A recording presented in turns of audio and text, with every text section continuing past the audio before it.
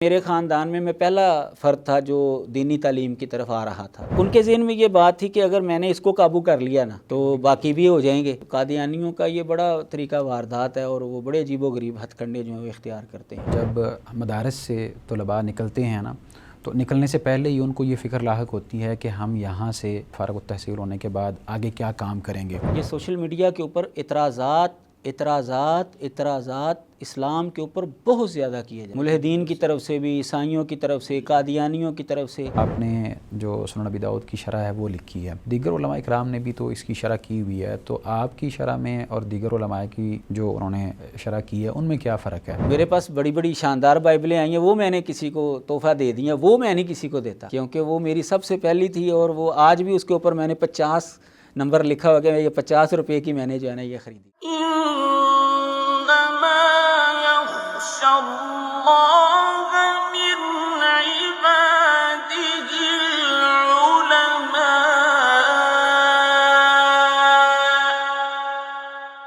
السلام علیکم ورحمۃ اللہ وبرکاتہ۔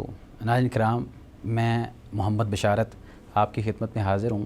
ہم نے جس سیریز کا آغاز کیا ہے اس کا تعلق ہے بزم علماء کے ساتھ، اور اس سیریز کے اندر ہم مختلف علماء کرام کو مدعو کریں گے اور ان کی شخصیت کے بارے میں جانیں گے کہ انہوں نے کس طرح اپنی زندگی کو دین کے لیے وقف کیا اور کیسے کیسے مراحل سے وہ گزرے ہیں، اور گزرنے کے بعد وہ معاشرے کو جو عوام الناس ہیں، جو سادہ عوام ہے ان کی اصلاح کر رہے ہیں، اور کس طرح سے وہ فتنوں کو اور آزمائشوں کو، تکالیف کو ان کی دور کرتے ہیں اور دور کرنے کی کوشش کرتے ہیں۔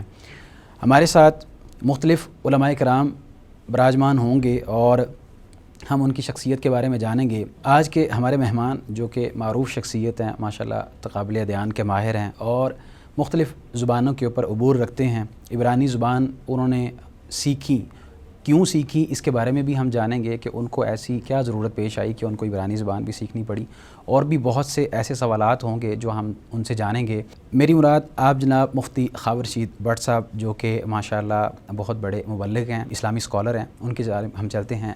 استاد محترم، کیا حال چال ہیں آپ کے؟ کیسے مزاج ہیں؟ الحمدللہ سب خیریت ہے ماشاءاللہ۔ استاد محترم، سب سے پہلے آپ مجھے اپنے خاندانی پس منظر کے بارے میں بتا دیجئے۔ بسم اللہ والصلاۃ والسلام علی رسول اللہ۔ سب سے پہلے تو میں آپ کا اور ادارے کا شکریہ ادا کرتا ہوں کہ انہوں نے مجھے موقع دیا کہ میں اپنے حالات زندگی آپ کے سامنے شیئر کر سکوں۔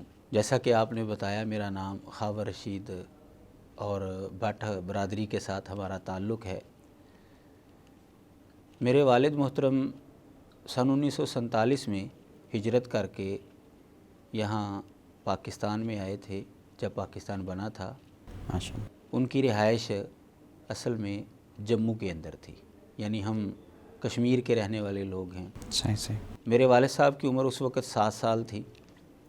میرے دادا جان اپنے خاندان کو لے کر ہجرت کر کے ادھر آئے، ان کو چھوڑا، اور ان کو پتہ چلا کہ ان کی بہن کا خاندان ابھی ادھر ہی ہے، تو وہ ان کو لینے کے لیے گئے اپنے بچوں کو چھوڑ کر یہاں پر، تو لیکن وہ کسی اور قافلے کے ساتھ آ گئے، تو میرے دادا جان جو ہے وہ وہاں پر پکڑے گئے اور ان کو شہید کر دیا گیا۔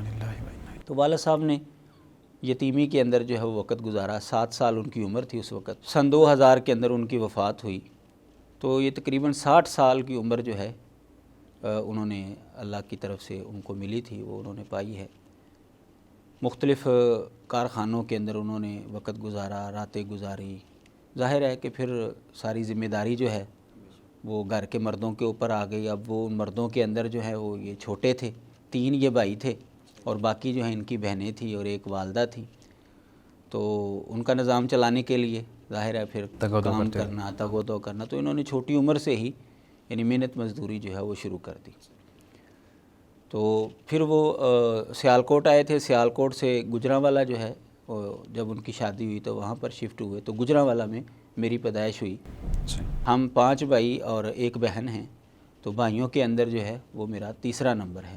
2 بھائی مجھ سے بڑے ہیں، 2 بھائی مجھ سے چھوٹے ہیں، ہمشیرہ بھی وہ مجھ سے چھوٹی ہے۔ 1977 یا 1978 کے اندر میری جو ہے وہ پیدائش ہوئی ہے۔ مطلب یہ تو آپ نے اپنا خاندانی پس منظر بیان کیا ہے، آپ نے جو تعلیم حاصل کی ہے وہ کون کون سی حاصل کی ہے اس کے بارے میں بھی بیان کر دیجئے۔ جیسا کہ ہمارے معاشرے کے اندر رواج ہوتا ہے کہ 3-4 سال کا 5 سال کا بچہ جب ہوتا ہے اس کو اسکول کے اندر داخل کروا، اس وقت تو پرائیویٹ اسکولوں کا رواج نہیں تھا، گورنمنٹ اسکول ہی ہوتے تھے، تو رواج کے مطابق مجھے بھی پرائمری اسکول کے اندر جو ہے وہ داخل کروا دیا گیا گجرانوالہ میں۔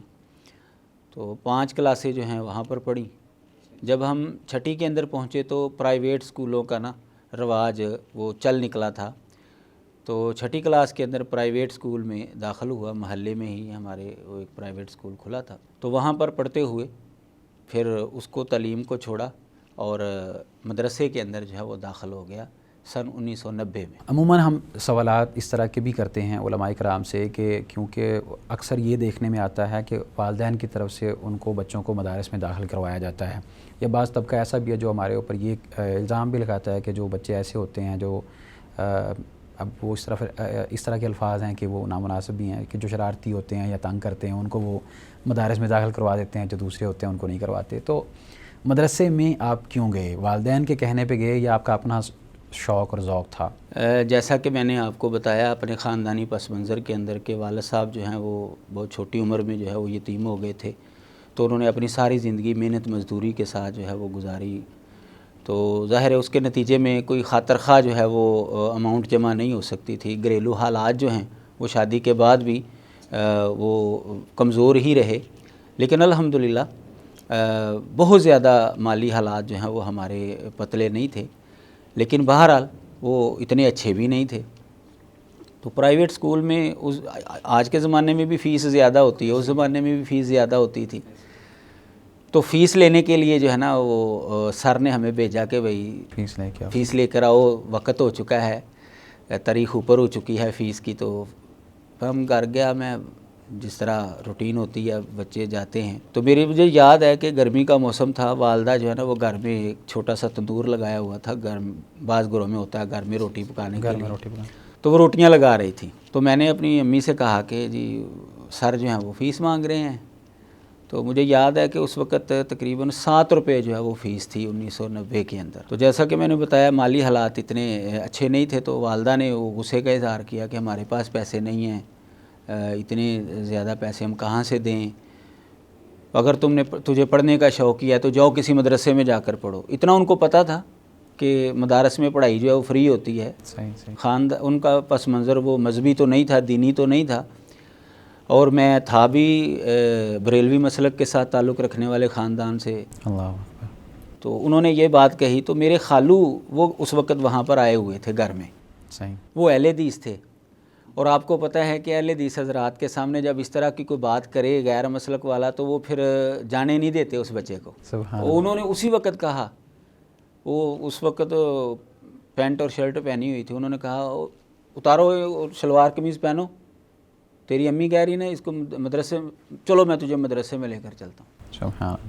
تو وہ چونکہ اہل حدیث تھے، اللہ تعالیٰ ان کو غریق رحمت فرمائے، وہ مجھے لے کر گئے، اور بڑی حیران بعد میں مجھے پتہ چلا کہ انہوں نے مجھے کس شخصیت کے سامنے جا کر بٹھایا، جامعہ محمدیہ میں لے گئے اور حافظ عبد المنان نور پوری رحمہ اللہ کے سامنے جا کر مجھے بٹھا دیا، کیونکہ وہ ان کے محلے دار بھی تھے، اور حافظ صاحب میرے خالہ کے جو ہے نا وہ ہمسائے میں بھی رہتے رہے۔ جب وہ پہلی مرتبہ گجرانوالہ میں اپنی فیملی کو لے کر آئے ہیں تو وہ میری خالہ کے ہمسائے میں انہوں نے کرائے میں مکان لیا، پھر بعد میں انہوں نے اپنا مکان جو ہے وہ بنا لیا، اس وجہ سے بھی ان کے تعلقات جو ہیں وہ کافی تھے۔ تو حافظ صاحب نے نور پوری رحمہ اللہ نے اب ان کے پاس کوئی رسالہ پڑا ہوا تھا، ہفت روزہ کوئی غالباً الاسلام تھا یا تنظیم اہل حدیث تھا، مجھے یہ یاد نہیں، بہرحال ان دونوں میں سے کوئی تھا، تو انہوں نے مجھے کہا اس کو پڑھ کر سناؤ۔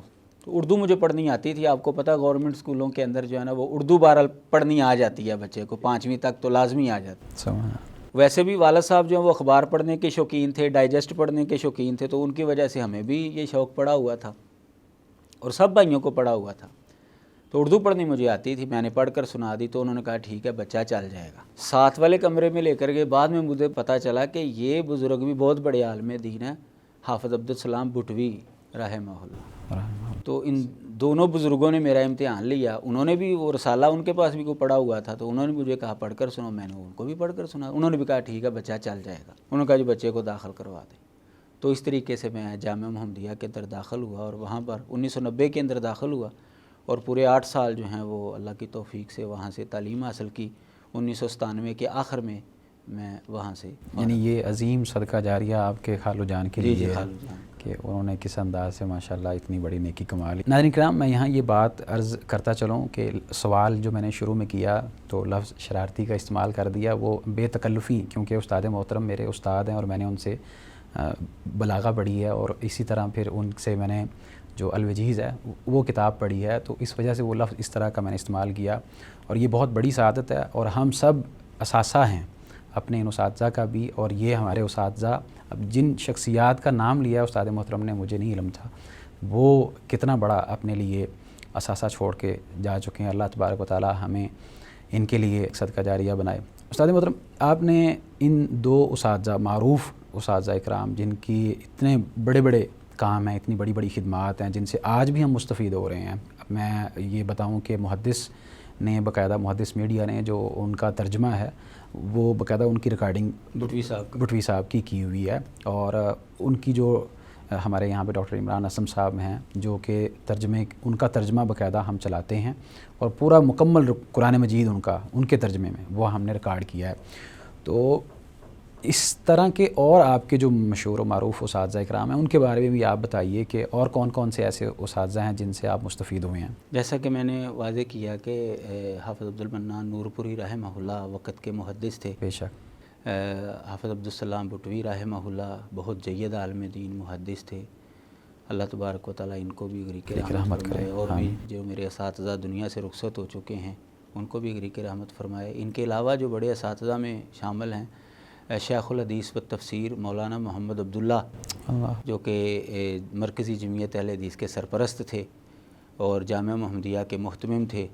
اور اتفاق کی بات ہے کہ وہ صرف یعنی پہلے تو تدریس کرتے تھے جب نور پوری رحمہ اللہ پڑھتے تھے، لیکن اب تقریباً 25 سال انہوں نے تدریس چھوڑے رکھی. وہ صرف مدرسے کا نظام اور جماعت کا نظام جو ہے وہ دیکھتے تھے.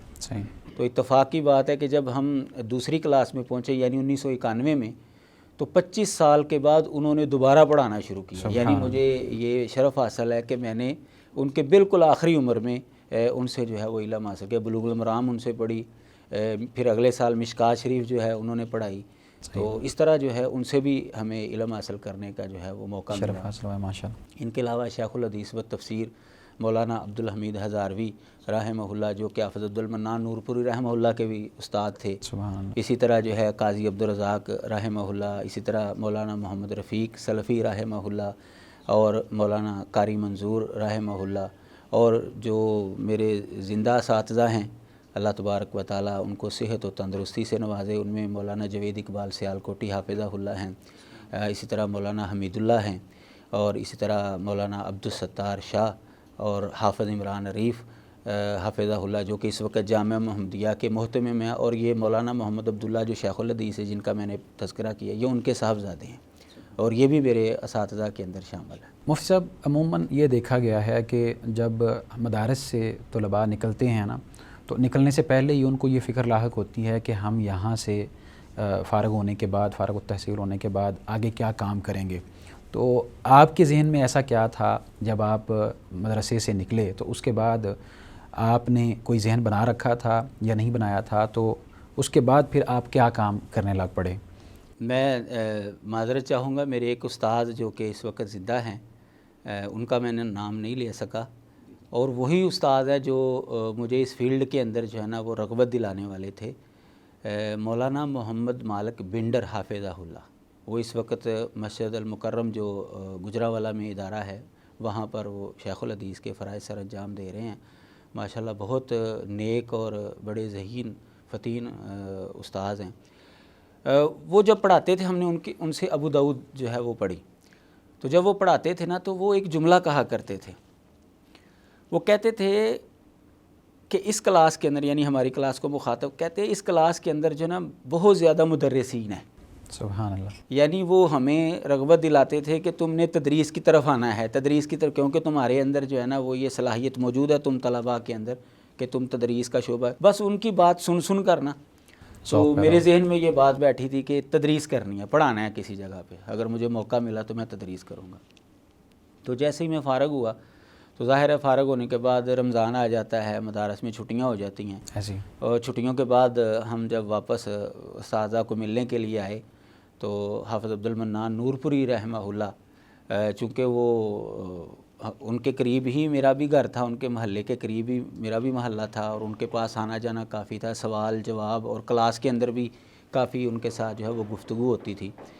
تو استاد کو پتہ چل جاتا ہے کہ یہ بچہ اگر اس کو موقع ملے گا تو یہ آگے نکل سکتا ہے۔ ایسی تو حافظ عبد المنان نور پوری رحمہ اللہ کے ساتھ جب ہم ملاقات کے لیے ان کے کمرے میں گئے، میں تھا اور ایک کلاس کا ایک ہائی فائی لڑکا تھا، ہم دونوں آپ کو ملنے کے لیے گئے تو انہوں نے کہا مولانا لاہور سے آپ سے لاہور کی طرف جانب سے آپ سے رابطہ کیا جائے گا، تو وہ آپ کو کہیں گے ہمارے مدرسے میں آ کر پڑھاؤ، تو آپ نے انکار نہیں کرنا، وہاں پہ چلے جانا ہے۔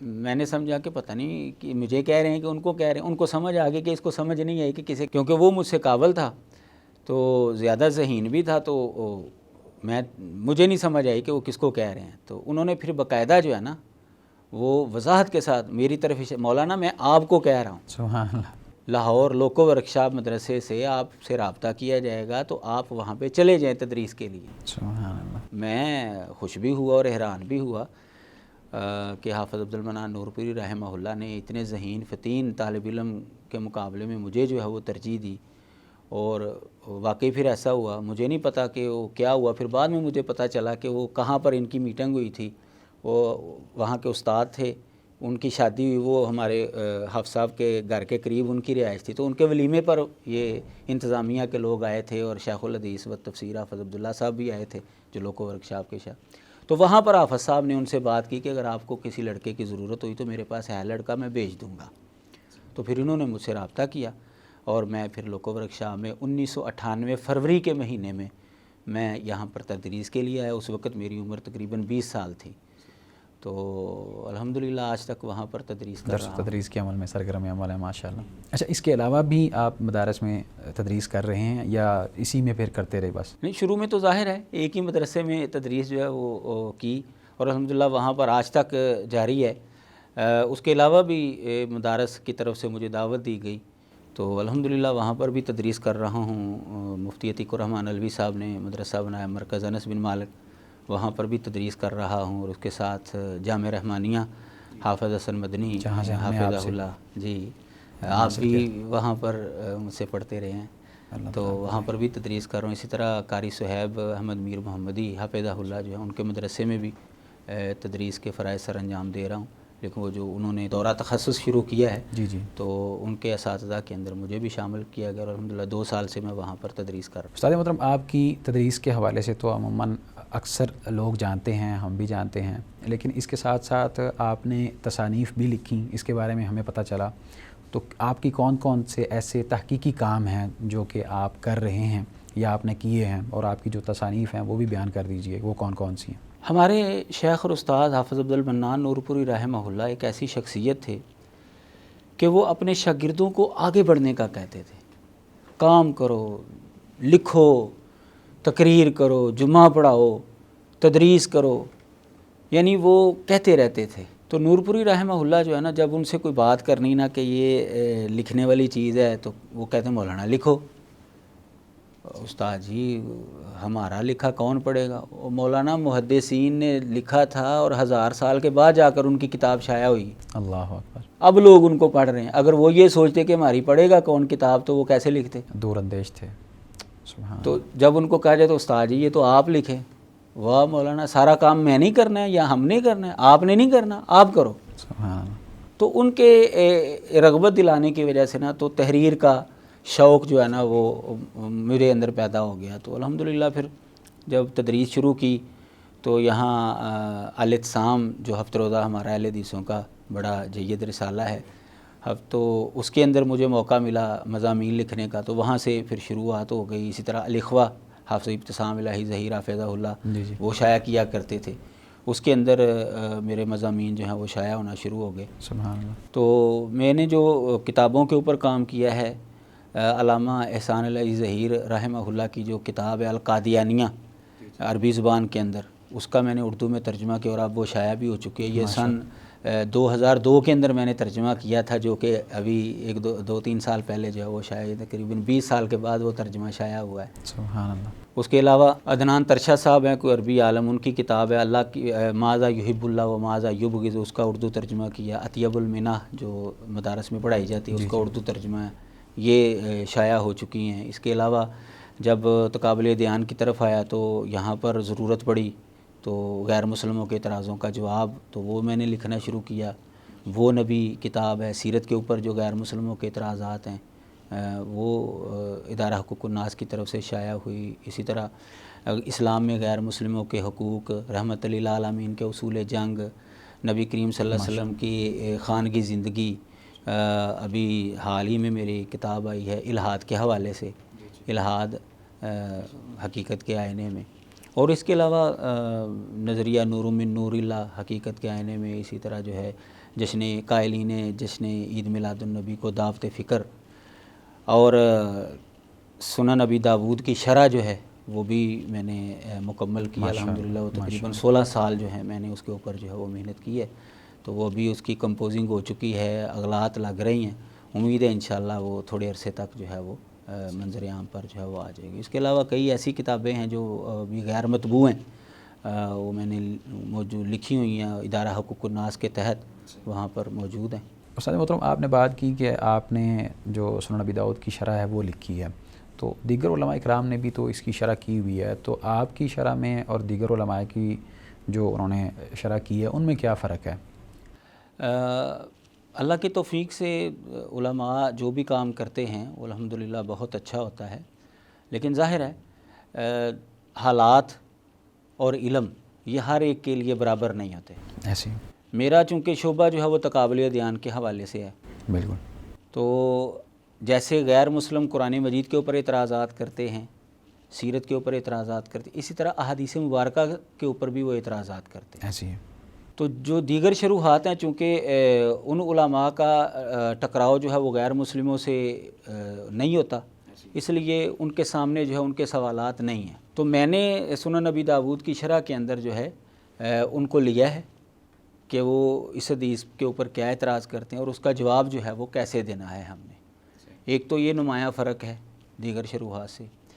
دوسرا فرق یہ ہے کہ ہمارے کئی علماء جو ہے نا وہ کسی بھی مسئلے کے اندر جو ہے نا وہ فیصلہ دیتے ہوئے جھجکتے ہیں. مثلا ایک مسئلے کے اندر اختلاف ہو گیا کہ فلاں کی یہ رائے ہے، فلاں کی یہ رائے، وہ 3-4 آراء لکھ کر نا بات کو ختم کر دیتے ہیں، جبکہ قاری کو یہ نتیجہ چاہیے، معلوم ہونا چاہیے کہ نتیجہ کیا ہے، نتیجہ چاہیے. ایسی ہے. تو میں نے بھرپور کوشش کی ہے کہ شاید ہی کسی جگہ پر مجھ سے کوئی بات رہ گئی ہو، وگرنہ میں نے ہر جگہ پر فیصلہ دیا ہے کہ جی دلائل کے اعتبار سے یہ مسئلہ جو ہے وہ زیادہ راجح معلوم ہو رہا ہے. یعنی قاری کو میں نے تشنا نہیں چھوڑا، نتیجے تک پہنچایا، نتیجے تک جو ہے وہ پہنچایا ہے. تیسری چیز جو نمایاں آپ کو میری شرح کے اندر فرق ملے گا وہ یہ ہے کہ جیسا کہ آپ جانتے ہیں کہ بسا اوقات حدیث تو ضعیف ہوتی ہے، لیکن اس کے اندر جو ہے نا 2-4 جملے وہ صحیح ہوتے ہیں. ایسی ہے. ان کی تائید مل رہی ہوتی ہے کسی دوسری صحیح حدیث سے یا قرآن مجید کی کسی آیت سے.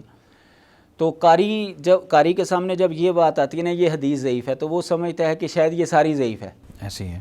تو میں نے جو ہے نا اس کے اندر فرق کیا ہے کہ اس حدیث کے اندر یہ بات چونکہ اس کی تائید کسی صحیح بات حدیث سے نہیں ملتی، یہ ضعیف ہے. فلاں جو ٹکڑا ہے اس حدیث کا، اس کی تائید فلاں حدیث سے ملتی ہے یا قرآن مجید کی آیت سے ملتی ہے یا اسلام کے ایک عمومی اصول سے اس کی تائید ملتی ہے.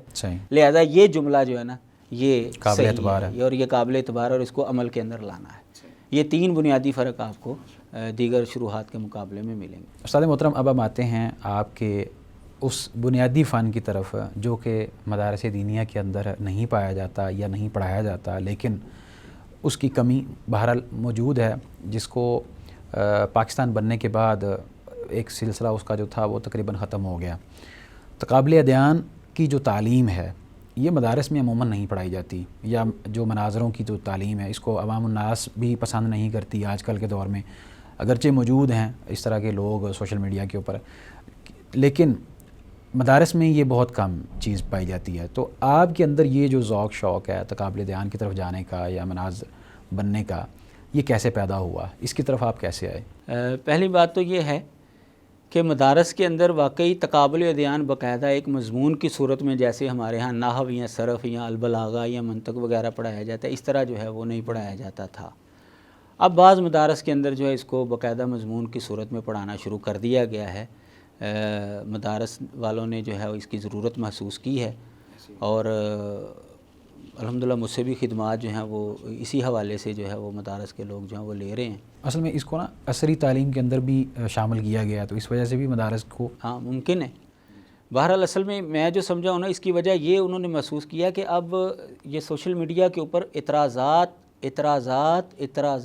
اسلام کے اوپر بہت زیادہ کیے جا رہے ہیں، ملحدین کی طرف سے، سیکولرزم ملحدین کی طرف سے بھی، عیسائیوں کی طرف سے، قادیانیوں کی طرف سے۔ تو اب ظاہر ہے کہ ہر بندہ سوشل میڈیا کے ساتھ جو ہے وہ منسلک ہے، تو اب اس کو جواب چاہیے، بالکل، وگرنہ ہمارا جو سادہ لو مسلمان ہے نا، وہ اسلام سے جو ہے وہ بیزار ہو جاتا ہے۔ تو اب اہل مدارس نے اس کی طرف توجہ کی ہے کہ ہمیں ایسے طلبہ تیار کرنے چاہیے جن کو ان سوالوں کا جواب آتا ہو۔ تو اس وجہ سے انہوں نے مدارس کے اندر جو ہے وہ باقاعدہ جو ہے وہ ابتدا کر دی ہے۔ ماشاءاللہ۔ بلکہ مرکز انس بن مالک میں مفتی عتیق الرحمن علوی صاحب جو ہیں، انہوں نے تو باقاعدہ دورہ تخصص اسی حوالے سے جو شروع کیا ہوا ہے، تقابل ادیان کے حوالے سے، ماشاءاللہ، بڑے منہار، اور وہ جاری بھی ہے۔ باقی میں اس فیلڈ کی طرف کیسے آیا، جب ہم پڑھتے تھے تو اس زمانے میں تو تقابل ادیان جو ہے وہ باقاعدہ مضمون کی صورت میں نہیں پڑھایا جاتا تھا، یہ بات تو ٹھیک ہے۔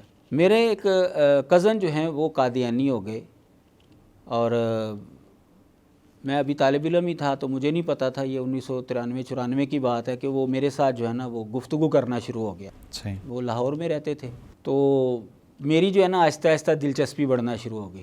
وہ مجھے قادیانیوں کو لاہور میں بلا لیتے کبھی، اور مجھے قادیانیوں کے پاس لے جاتے۔ مجھے نہیں پتا تھا کہ یہ قادیانی ہو چکے ہیں، وہ تو کافی دیر بعد جا کر مجھے سمجھ میں آئی کہ یہ تو قادیانی ہو چکے ہیں۔ جب خاندان کے اندر آوازیں اٹھیں تو وہ قادیانی کافی دیر پہلے کے ہو چکے تھے، لیکن وہ چھپ کر جو ہے نا وہ بتا نہیں رہے تھے خاندان والوں کو کہ میں ہو چکا ہوں۔ بہرحال انہوں نے میرے ساتھ جو ہے نا وہ گفتگو شروع کی، کیونکہ میرے خاندان میں پہلا فرد تھا جو دینی تعلیم کی طرف آ رہا تھا۔ تو ان کے ذہن میں یہ بات تھی کہ اگر میں نے اس کو قابو کر لیا نا تو باقی بھی ہو جائیں گے۔ وہ ہماری طرح قادیانیوں کا یہ بڑا طریقہ واردات ہے، اور وہ بڑے عجیب و غریب ہتھ کنڈے جو ہیں وہ اختیار کرتے ہیں۔ تو وہ جب قادیانیوں کے پاس لے کر جاتا، مربی کے پاس مجھے لے کر جاتا، وہ ظاہر ہے کہ میں تو ابھی پڑھ رہا تھا اور نہ مجھے ان کے بارے میں پتہ تھا۔ صحیح۔ تو وہ مجھ سے سوال کرتے، جو کچھ حدیثوں کے اندر کچھ نہ کچھ میں نے پڑھا ہوتا اس کے مطابق وہ تھوڑا سا جواب میں دے دیتا، لیکن کئی جگہوں پر جو ہے وہ ظاہر ہے مجھے جواب نہیں آتا تھا۔ میں خاموش ہو جاتا، پریشان ہو جاتا کہ یار یہ کیا ہو رہا ہے، ایسی ہے، مجھے ان کے حوالے سے پڑھنا چاہیے، مجھے پڑھنا چاہیے۔ میں نے پھر کتابیں تلاش کرنا شروع کی، مسلمانوں کی کچھ کتابیں جو ہیں وہ مجھے ملنا شروع ہو گئیں۔ ظاہر ہے جب بندے کا ایک ذوق بنتا ہے تو پھر اللہ تعالیٰ بھی راستے جو ہے اس کے لیے کھولتا ہے۔ قادیانیوں کی کتابیں مجھے میسر نہیں آتی تھیں، تو وہ بھی آہستہ آہستہ جو ہے وہ بھی کہیں نہ کہیں سے جو ہے نا وہ ملنا شروع ہو گئیں۔ پھر ان کے حوالے سے جو ہے نا مطالعہ کرنا شروع کیا، تقابل کرنا اور وہاں پر جب میں پڑھتا تھا قادیانیوں کی کتابیں تو وہاں پر بائبل کا حوالہ بھی آتا تھا۔ تو پرانی انارکلی میں جمعے والے دن جو ہے وہ پرانی کتابیں جو ہیں وہ لگا کرتی تھی، تو میں نے وہاں پر جایا کرتا تھا، تدریس کرنے کے لیے میں آ چکا تھا لاہور میں، تو وہاں پر مجھے بائبل ملی۔ میں نے 50 روپے کی پہلی مرتبہ جو ہے نا وہ بائبل خریدی، پرانی بائبل، وہ آج بھی میرے پاس موجود ہے۔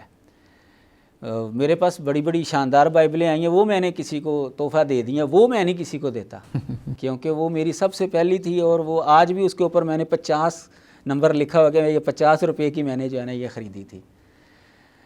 تو اس وقت 50 روپے بھی بڑی اہمیت کے حامل تھے۔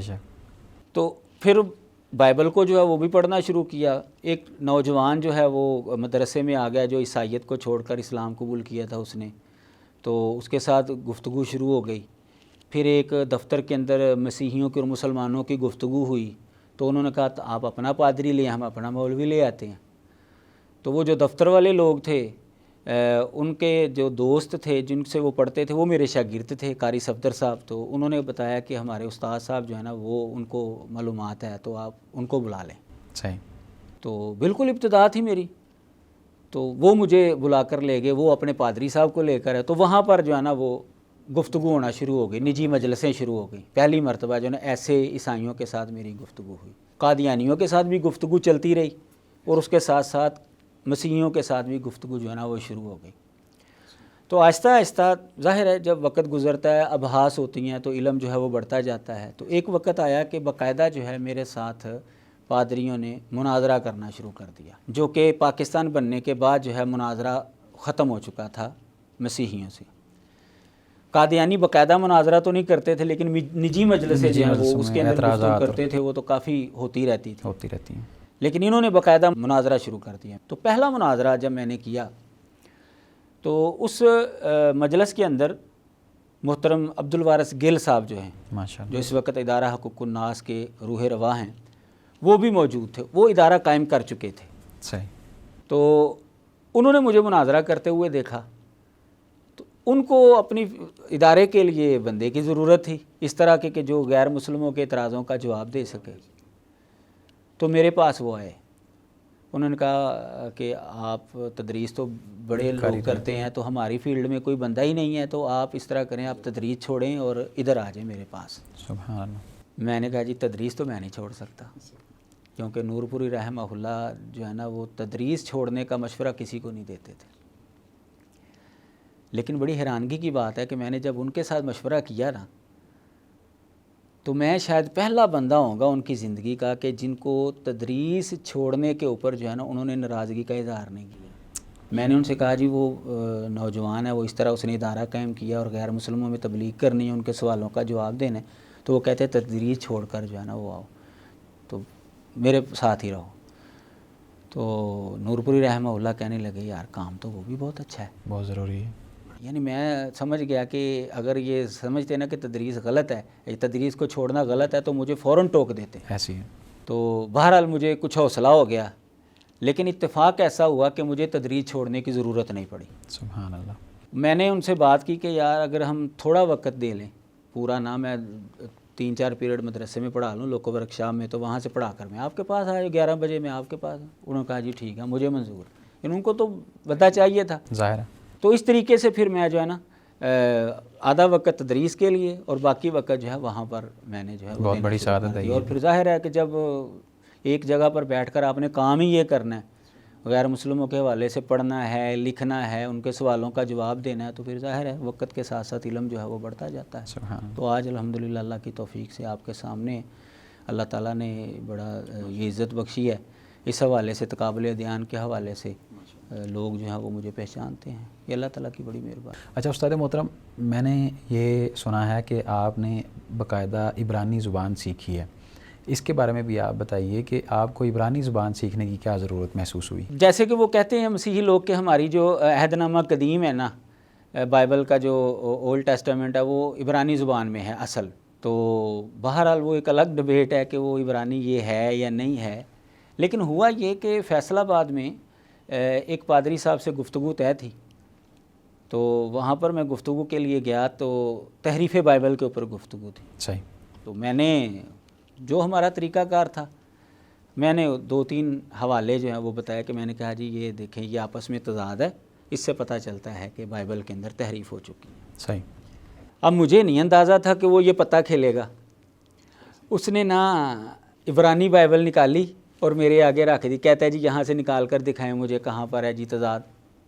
اب ہم تو ظاہر ہے اردو بائبل پڑھنے والے لوگ تھے، ترجمہ خیر انہی کا تھا. ایسی ہے. تو اب میں پریشان ہو گیا کہ میں یہ کہاں سے نکالوں، کیونکہ وہ جب آپ عبرانی دیکھیں گے نا تو اس کا یہ بھی نہیں سمجھ آتی پہلی مرتبہ کہ یہ شروع کہاں سے ہوتی ہے. وہ بندہ الٹا جو ہے نا وہ پکڑ لیتا ہے اس کو. تو خیر میں نا وہ ظاہر ہے مجھے عبرانی زبان آتی نہیں تھی، پہلی مرتبہ میں نے وہ عبرانی بائبل دیکھی اس وقت. بڑی ابتدائی دور کی بات ہے جب شروعات کی تھی میں نے اس حوالے سے. تو خیر وہ میرے ساتھ جو ساتھی گئے ہوئے تھے وہ انہوں نے جو ہے پھر اس کے ساتھ کہا کہ بھئی یہ تو عبرانی وہ ہے ہی نہیں جو آپ کہہ رہے ہیں. صحیح. تو اس طرح جو ہے نا وہ بات جو ہے نا وہ آئی گئی ہوگی، لیکن میرے دل میں بات بیٹھ گئی، پوائنٹ آ گیا آپ کے پاس کہ یہ جو ہے نا میری تو بڑی سبکی ہوئی ہے. ایسی ہے. تو مجھے تو عبرانی سیکھنی چاہیے. پھر میں نے نا تلاش کرنا شروع کر دیا کہ میں کہاں سے عبرانی سیکھوں، کہاں پر پڑھائی جاتی. مجھے پتہ چلا کہ پنجاب یونیورسٹی میں باقاعدہ ایک شعبہ ہے اور وہاں پر مسیحی پادری صاحب جو ہے نا وہ عبرانی پڑھاتے ہیں. اللہ. اور باقاعدہ پھر میں نے وہاں پر داخلہ لیا اور پادری ٹونی ولیم صاحب جو ہیں وہ میرے اساتذہ میں شامل ہیں، ان سے میں نے عبرانی سیکھی اور الحمدللہ میں نے پھر اپنی تحریروں کے اندر بھی کچھ عبرانی کے حوالہ جات، یعنی پھر کام چل نکلا. ایسی ہے. اب اللہ کی توفیق سے یہ ہے کہ اگر کوئی عبرانی بائبل سامنے رکھ دے گا تو انشاءاللہ حوالہ جو ہے وہ بھی نکال سکتا ہوں. اچھا، صرف حوالہ نکال سکتے ہیں یا باقاعدہ اس کا فائدہ بھی آپ نے بھی؟ جی فائدہ تو اٹھایا میں نے. پھر ظاہر ہے کہ وہ عبرانی کے الفاظوں کے ساتھ جو ہے پھر ان دلیل کو بنانا، اثر پڑتا ہے، اپنا مدعا جو ہے وہاں سے ثابت کرنا. باقاعدہ ظاہر ہے کہ ہمارا واسطہ نہیں ہے، بول چال نہیں ہے، تحریر نہیں ہے، تو یہ تو خیر چیز نہیں مجھے آتی، لیکن اپنا مطلب جو ہے نا، یعنی جو مجھے چاہیے نا، وہ الحمدللہ وہ میں اپنا وہاں سے حل کر لیتا ہوں. بلکہ جو یعنی جو اس کا روب تھا نا وہ ختم ہو چکا اور ان کے اوپر باقاعدہ پڑ گیا ہے. بلکہ جب وہ چاہتے ہیں تو میں نکال سکتا ہوں، کوئی مسئلہ. بعض پادریوں کو بھی شاید نہ آتی ہو عبرانی. ہاں جی یہ تو ہے، کافی پادریوں کو نہیں آتی، بہت کم ہے جنہوں نے عبرانی زبان جو ہے وہ سیکھی ہے. مطلب یہ بڑی سعادت کی بات ہے کہ اللہ تعالیٰ نے آپ سے کس انداز سے دین کے کام لیے اور آپ کی تدریس بھی باقی رکھی اور مناظرہ بھی جو ہے وہ اشد ضرورت تھی اس چیز کی، اللہ تبارک و تعالیٰ نے منسلک کر دیا آپ کو اس کے ساتھ. استاد محترم، ہمارے ہاں اکثر یہ کہا جاتا ہے کہ جو دینی لوگ ہوتے ہیں یا ذہن رکھنے والے لوگ ہوتے ہیں یہ چیزوں کو الجھا دیتے ہیں اپنے مناظرانہ انداز میں، اور بحث برائے بحث اور اس طرح کی جو چیزیں ہیں نا یہ کوفت پیدا کر دیتی ہیں اور دین سے دوری کا باعث بن جاتی ہیں. اپنی ہار جیت کا مسئلہ ہوتا ہے، ان کا مسلک کا پرچار کرتے ہیں، اپنے لڑائی جھگڑا کرتے ہیں. تو وہ یہ سمجھتے ہیں کہ ان چیزوں کی ضرورت نہیں ہے، ان مناظروں کی ضرورت نہیں ہے. اور آپ نے ماشاءاللہ اس فیلڈ میں قدم رکھا اور اللہ تبارک و تعالیٰ آپ کو مزید توفیق عطا فرمائے، ماشاءاللہ کام کر رہے ہیں آپ. کیا سمجھتے ہیں کہ اس کی ضرورت واقعتاً ہے یا نہیں ہے، یا جس طرح لوگ اعتراض کرتے ہیں وہ ٹھیک کرتے ہیں؟ پہلی بات تو یاد رکھیں کہ مناظرے کا کلیتاً انکار کرنا جو ہے نا یہ قرآن مجید کا انکار ہے. بے شک. قرآن مجید سے ہمیں پتہ چلتا ہے حضرت ابراہیم علیہ السلام نے مناظرہ کیا ہے، حضرت موسیٰ علیہ السلام نے مناظرہ کیا، وقت کے حکمرانوں سے کیا ہے. بے شک. دوسری بات یہ ہے کہ مناظرہ جو ہے نا وہ دو طرح کا ہے. ایک ہے مناظرہ برائے اصلاح، بے شک. ایک ہے مناظرہ برائے فساد. جو ہماری عوام ہے یا جو دنیا دار طبقہ ہے وہ اس مناظرے کو سامنے رکھ کر اس کو بے فائدہ کہتے ہیں جو مناظرہ برائے فساد ہے. ایسی ہے. لیکن اگر آپ غور کریں گے تو ہمیں مناظرے کی دوسری قسم بھی ملتی ہے جو کہ مناظرہ برائے اصلاح ہے. شرعی. اس کے اندر نہ کوئی لڑائی ہوتی ہے، نہ کوئی جھگڑا ہوتا ہے، وہ اپنے دلائل دیتے ہیں، ہم اپنے دلائل دیتے ہیں، اور فیصلہ جو ہے وہ سامعین کے اوپر چھوڑ دیتے ہیں. ایسی ہے. میرے مناظرے جو ہیں وہ ڈیبیٹ جو ہیں وہ یوٹیوب کے اوپر موجود ہیں، اب آپ اس کو دیکھ سکتے ہیں. کسی مناظرے کے اندر لڑائی جھگڑا نہیں ہے. صحیح. ہم باقاعدہ جو ہے وہ چرچ کے اندر جاتے ہیں، ان کے سٹیج پر جا کر جو ہے وہ گفتگو کرتے ہیں، اسلام کا پیغام ان تک پہنچاتے ہیں. وہ بسا اوقات ہمارے ادارے میں آ جاتے ہیں، بلکہ بسا اوقات مدارس میں ان کو دعوت دی جاتی ہے، بسا اوقات مساجد کے اندر ان کو دعوت دی، وہ آتے ہیں اور اپنا پیغام جو ہے وہ پہنچاتے ہیں اور ہم ان کا جواب دیتے ہیں. ایسی ہے. تو بڑے اچھے ماحول کے اندر گفتگو ہوتی ہے اور اس کے خاطر خواہ نتائج بھی نکلتے ہیں. صحیح. الحمدللہ کئی قادیانی جو ہیں وہ مسلمان ہوئے ہیں، کئی مسیحی جو ہیں وہ مسلمان ہوئے ہیں. ماشاءاللہ. یہ کہنا کہ ان کا فائدہ نہیں ہے یہ بالکل غلط بات ہے. صحیح. بالکل ان کا فائدہ موجود ہے. فرض کریں اگر کوئی بندہ مسلمان نہیں بھی ہوتا، ہم ایک سیکنڈ کے لیے تسلیم کر لیتے ہیں کہ جی کبھی کوئی مسلمان تو ہوا نہیں مناظروں کے اندر، تو فائدہ کیا؟ ہم مان لیتے ہیں جی کوئی بھی نہیں ہوا. کیا یہ کم فائدہ ہے کہ ہم ان کے چرچ کے اندر جا کر ان کے سٹیج کے اوپر کھڑے ہو کر اچھے طریقے سے اسلام کا پیغام ان تک پہنچا رہے ہیں؟ کیا یہ ہماری ذمہ داری نہیں ہے؟ ہمیشہ. اگر ہمیں یہ بھی فائدہ حاصل ہو رہا ہے تو اس کا مطلب یہ ہے کہ مناظرہ بے فائدہ ہرگز نہیں. ایسی. ہاں جس مناظرے کے اندر لڑائی جھگڑا یا وہ برائے فساد ہوتا ہے وہ تو بالکل، وہ تو ہم بھی غلط کہتے ہیں اس کو. باقی اگر کوئی کہتا ہے کہ جی مناظرہ صحیح ہوتا ہی نہیں ہے، اس کے اندر لڑائی جھگڑا لازمی ہے، تو وہ دیکھ لے، ہماری ڈیبیٹس دیکھ لے، مناظرہ دیکھ لے، خود وہ فیصلہ کر لے گا. اصل میں کچھ چیزیں ایسی ہو جاتی ہیں کہ جس طرح اب ایک بندہ، ایک خاتون جو ہے وہ مسلمان ہو گئی ہے، تو اب اس کا جو خاندان ہے وہ اس کے اوپر پریشرائز ہوتا ہے اور کہتا ہے، اور پھر ہمارے حکمرانوں نے بھی کچھ اس طرح کے پچھلے دنوں بل پاس کیے تھے سندھ کے اندر، تو اس کی وجہ سے علماء نے تشویش کا اظہار کیا کہ یہ چیزیں نامناسب ہیں. اگر کوئی اپنی مرضی سے اسلام قبول کر لیتا ہے تو آپ اس طرح کوئی بل نہیں بنا سکتے. تو اس وجہ سے کچھ فساد کی ویڈیوز سامنے آئیں، تو اس وجہ سے لوگ یہ اعتراض کرتے ہیں. تو اس حوالے سے آپ کے ساتھ کوئی اس طرح کا واقعہ بھی پیش آیا ہے کہ آپ لوگوں نے مناظرہ کیا ہو یا کسی کو مسلمان کیا ہو تو اس کی وجہ سے معاملات خراب ہو چکے ہوں یا ہو گئے ہوں؟ مناظرے کے نتیجے میں وہاں پر تو کوئی لڑائی جھگڑا نہیں ہوتا موقع پر، صحیح، اچھے طریقے سے ہم جدا ہوتے ہیں، لیکن بسا اوقات مناظرہ دیکھنے کے بعد کسی کے دل کے اندر جو اشکالات ہوتے ہیں وہ دور ہوتے ہیں تو وہ اسلام قبول کر لیتا ہے، تو پھر اس کے گھر والے جو ہے نا وہ اس کو پریشرائز کرتے ہیں، اس کو پریشان کرتے ہیں۔ تو اس کے حل کے لیے ہمارا ادارہ موجود ہے، ادارہ حقوق الناس ویلفیئر فاؤنڈیشن۔ اس کے اندر ہم ایسے ہی لوگوں کو سنبھالتے ہیں، ان کے قانونی معاشرتی مسائل جو ہیں وہ حل کرنے کی کوشش کرتے ہیں۔ جب وہ ہمارے پاس آتے ہیں تو پھر ان کے جو گھر والے ہیں نا وہ ہمیں پریشرائز کرنے کی کوشش کرتے ہیں۔ مثال کے طور پر میں ایک مثال دیتا ہوں آپ کو کہ ہمارے ادارے کے تحت ایک اسماعیلی مذہب سے ایک لڑکی جو ہے اس نے اسلام قبول کیا اور ہمارے پاس آ گئے، تو اس کے جو والدین آپ کو پتہ ہے کہ یہ تو دنیا کے پاورفل لوگ ہیں، ایسی ہے۔ انہوں نے جو ہے نا ہمارے ادارے کو ختم کروانے کے لیے ایجنسیوں سے رابطہ کیا، اور ایجنسیاں جو ہے نا وہ اب ہمارے ادارے کے پیچھے لگ گئی۔ صحیح، اب ظاہر ہے کہ ایجنسی جو ہے نا وہ فوراً تو نہیں حملہ کرتی یا فوراً تو نہیں اس کو بند کرتی، وہ باقاعدہ تحقیق کرتے ہیں جو ان کا طریقہ کار ہے۔ اب ہمیں جو ہے وہ سمجھ آ گئی کہ یہ ہم جو ہے نا وہ بلیک لسٹ میں آ چکے ہیں، تو بڑی احتیاط کی ضرورت ہے۔ بہرحال وہ ایجنسی کے بندے آئے، انہوں نے سوال جواب کیے پوری اور انویسٹیگیشن ہمارا کام دیکھا، اور پورا جو ان کا طریقہ کار ہے، مطلب عبدالوارث بھائی کے پیچھے بھی ظاہر ہے وہ جب سفر کرتے ہیں تو ان کے پیچھے بھی لوگ ہوتے کہ یہ کیا کر رہا ہے، محسوس ہوتا تھا ان کو یار کسی کے ساتھ تعلق تو نہیں ہے، جو ہے نا کوئی کوئی تعاقب کر رہا ہے، ایسی ہے، تو میرا پیچھا کر رہا ہے۔ بہرحال دہشت گردی بھی اصل میں پاکستان میں رہی ہے تو پتہ نہیں چلتا کہ تو وہ یہی انہوں نے یہی بات کی تھی کہ یہ جو ہے نا لڑکیاں داعش کو سپلائی کرتے ہیں، اللہ اکبر، یہ انہوں نے بات کی تھی۔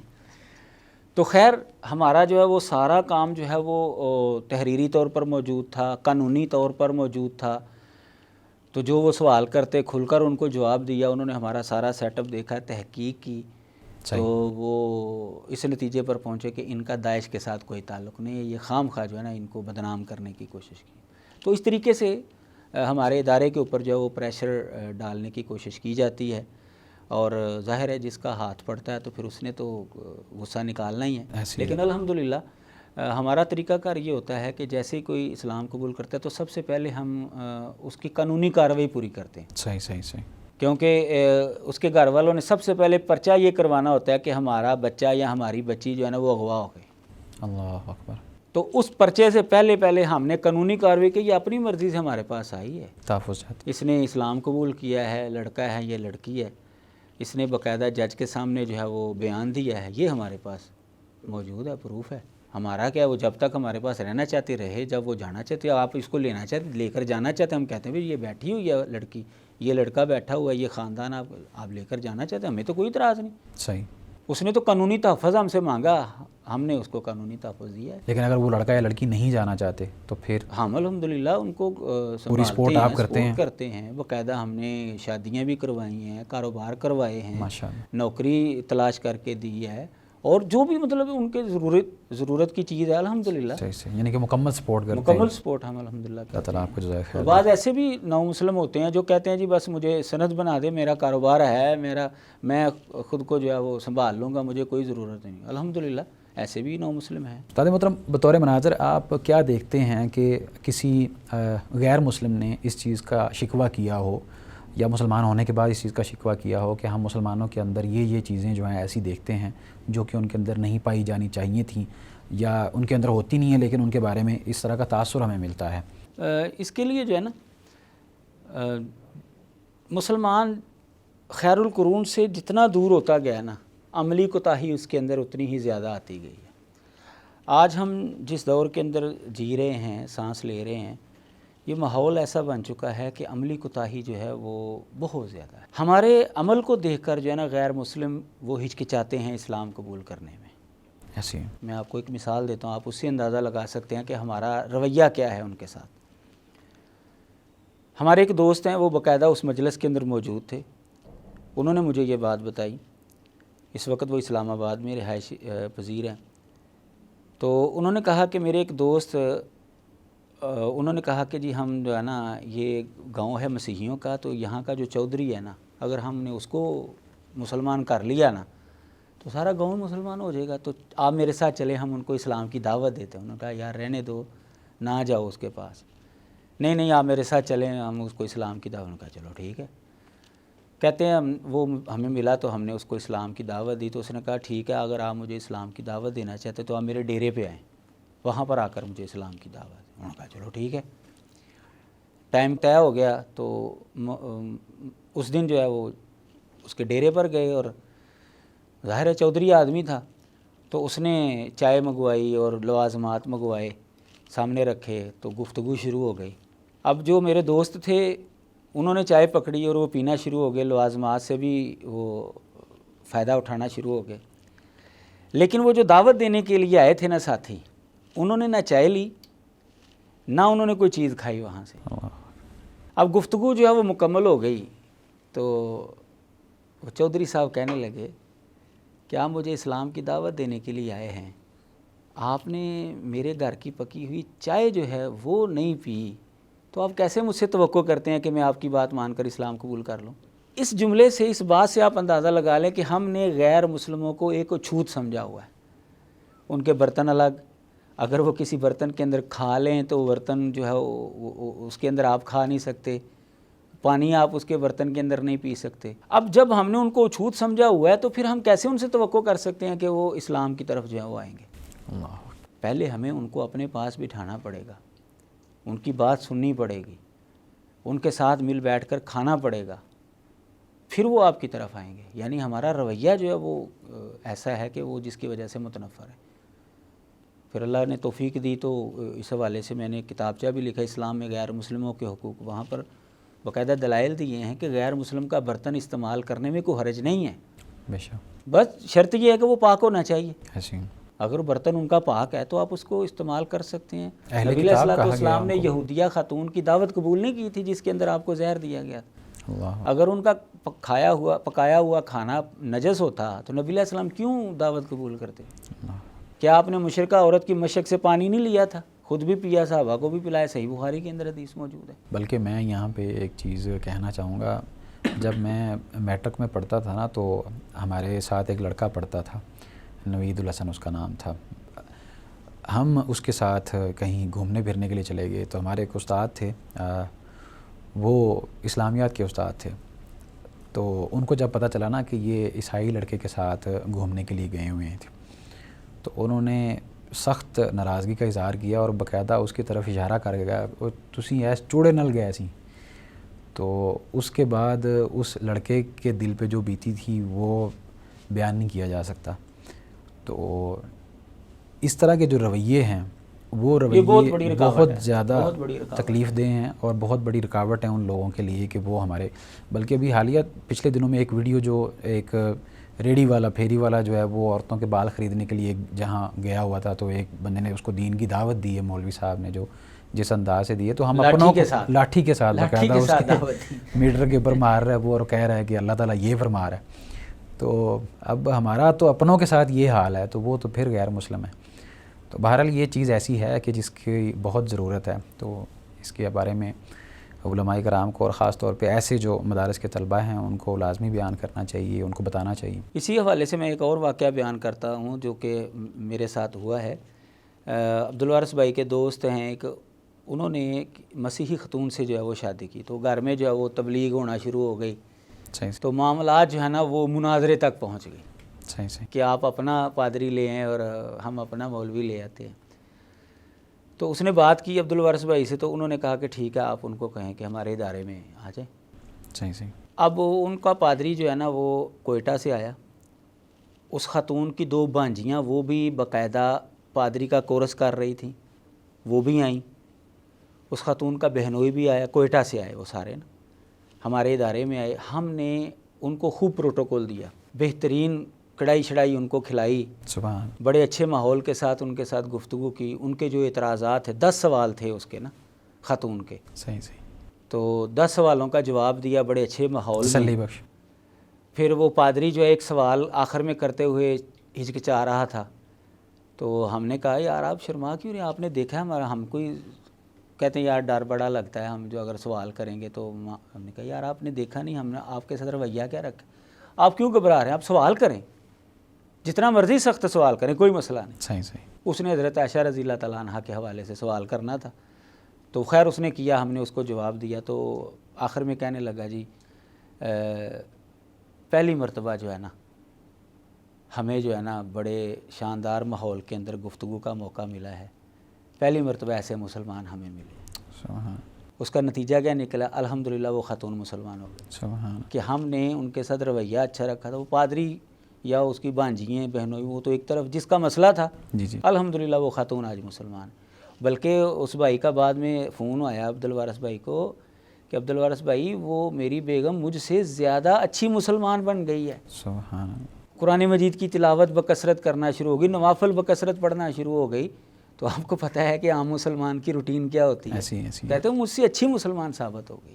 ایسی ہے۔ تو اچھا اگر ہم ان کو ماحول دیں گے تو اللہ تعالیٰ دل کھولتا ہے پھر لوگوں کے۔ استاد محترم، آپ نے اپنی تعلیم کے بارے میں، خاندان کے بارے میں، اور اسی طرح تصانیف اور تحقیقی کام کے بارے میں بھی بیان کیا، اور جو ماشاءاللہ آپ یہ کام کر رہے ہیں تقابل دیان کے حوالے سے، اس کے بارے میں بھی آپ نے بیان کیا۔ تو جو آپ کے نمایاں شاگرد ہیں ان کے بارے میں بھی بیان کیجئے کہ وہ کون کون سے ایسے شاگرد ہیں جن کے ساتھ آج بھی آپ منسلک ہیں اور وہ ماشاءاللہ آپ سمجھتے ہیں کہ دین کی صحیح معنوں میں خدمت سر انجام دے رہے ہیں۔ سب سے پہلے تو میں آپ کا نام لوں گا۔ اللہ اللہ تعالیٰ نے مجھے یہ شرف بخشا ہے کہ میں آپ کا استاد ہوں۔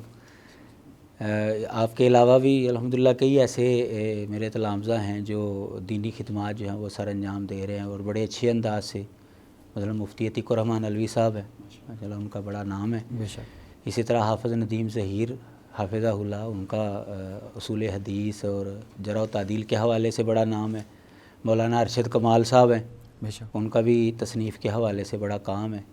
اور ان کے علاوہ جو ہیں طارق جاوید عارفی صاحب ہیں، وہ دارالسلام کے اندر ایک محقق و ایک ریسرچر کی حیثیت سے بہت سالوں سے جو ہیں وہ خدمت سر انجام دے رہے ہیں۔ اور مولانا اشتیاق اصغر صاحب ہیں، دارالندلس کے اندر جو ہیں وہ بیٹھے ہوئے ہیں، تحقیقی کام جو ہیں وہ کرتے رہتے ہیں۔ حافظ عبدالسلام بٹوی رحمہ اللہ کی جو تفسیر ہے، اور اسی طرح جو ہے صحیح بخاری کی شرح جو آ رہی ہے ابھی، تو وہ سارا جو ہے ان کے زیر نگرانی جو ہے وہ سارا کام جو ہے وہ ہو رہا ہے۔ اور ان کے علاوہ کئی اہل علم ہیں جو دینی خدمات جو ہیں وہ سر انجام دے رہے ہیں۔ استاد محترم، یہ تو آپ کی ذرا نوازی ہے کہ آپ نے مجھے اپنے ان خاص شاگردوں میں شامل کر لیا۔ ہم تو بہت چھوٹے ہیں، بلکہ ان کے مقابلے میں تو کچھ بھی نہیں ہے۔ اللہ تبارک و تعالیٰ آپ کی محبت قبول فرمائے۔ آپ کا کوئی ایسا شاگرد جو کہ تقابل دیان کے اندر بھی موجود ہے اور اس فن کے اندر وہ سرگرم عمل ہے؟ اس حوالے سے الحمدللہ کافی طلباء نے جو ہے وہ مجھ سے سیکھا ہے، لیکن اصل میں نا ماحول ملنے کی جو ہے نا وہ ضرورت ہے۔ جس کو ماحول مل جاتا ہے وہ تو الحمدللہ پھر آگے نکلتا ہے، اس کو ضرورت پڑتی ہے، پھر وہ گفتگو کرتا ہے۔ تو اس حوالے سے میرے ساتھ ہوتے ہیں محترم عبدالرحمن نواز صاحب، لوکو ورکشاپ دارالمحمدیہ سے ہی وہ فاضل ہیں، اور وہ میرے ساتھ ہی ادارہ حقوق الناس کے اندر موجود ہیں، اور الحمدللہ کافی سالوں سے وہ میرے ساتھ چل رہے ہیں۔ تو ان کا کافی اس حوالے سے ذوق ہے، تو انشاءاللہ وہ مزید اس کے اندر آگے بڑھیں گے، اور وہ میرے ساتھ ہی جو ہے وہ پی ایچ ڈی بھی کر رہے ہیں۔ ہم ماشاءاللہ آپ پی ایچ ڈی بھی کر رہے ہیں؟ جی الحمدللہ، اللہ لیکن تعالیٰ آپ نے یہ اپنی توفیق تعلیم کے اندر بتایا نہیں کہ میں نے پی ایچ ڈی بھی کر رہا ہوں۔ آپ نے سوال نہیں کیا اس لیے۔ بہرحال وہ پی ایچ ڈی بھی الحمدللہ جاری ہے بہاولپور یونیورسٹی سے، پہلا سمیسٹر ہو گیا۔ دعا کریں اللہ تعالیٰ تکمیل کی توفیق دے۔ بہت شکریہ استاد محترم، آپ نے وقت دیا۔ اللہ تبارک و تعالیٰ آپ سے دین کا کام لیتا رہے، اور اللہ تبارک و تعالیٰ ہمیں آپ کے لیے صدقہ جاریہ بنائے رکھے۔ ناظرین کرام، یہ تھے مفتی خاور رشید بٹ صاحب، جو کہ ماشاءاللہ مناظر بھی ہیں اور تقابل دیان کے ماہر ہیں اور سرگرم عمل ہیں درس و تدریس کے۔ انشاءاللہ ہم دیگر علماء کرام کو بھی مدعو کریں گے۔ آپ کے ذہنوں میں اگر کوئی ایسی شخصیت ہو جن کے بارے میں آپ جاننا چاہتے ہیں تو ہمیں ضرور آگاہ کریں۔ اور ناظرین، میں آپ کو بتاتا چلوں کہ اگر آپ کے آس پاس کوئی قادیانی ہے یا ایسے لوگ ہیں جو قادیانیت سے نکل کر اسلام کی طرف آنا چاہتے ہیں یا عیسائیت سے نکل کر اسلام کی طرف آنا چاہتے ہیں، تو ان کے لیے خاص طور پہ ادارہ حقوق الناس بہت بڑی اپرچونٹی اور آپشن ہے۔ ان کے ساتھ رابطے میں رہیں اور ان سے رہنمائی حاصل کریں۔ اس حوالے سے اگر آپ کا کوئی سوال ہو تو وہ آپ ہم سے ضرور پوچھیے. انشاءاللہ ہم دیگر مہمانوں کے ساتھ بھی حاضر ہوتے رہیں گے. تب تک کے لیے آپ ہمیں دیجیے اجازت. اللہ حافظ.